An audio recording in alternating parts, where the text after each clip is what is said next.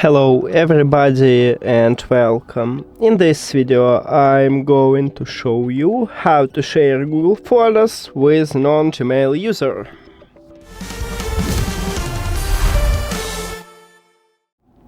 You have to start by open Google Photos application. Make sure that you sign in into your account. Then select photos or videos or albums what you wanna share.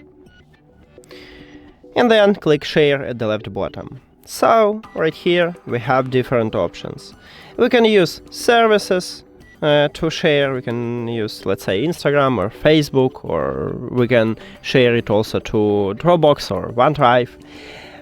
Also you can copy the link and then you pass this link on some chat and you can share this way, or you can send it in Google Photos. So just select the best one for you. Let's use send in Google Photos.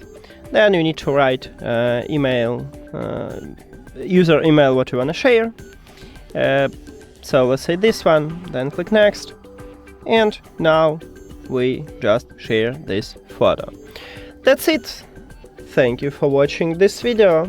If you found it helpful, please consider subscribing to channel and leave the like on the video. See you later.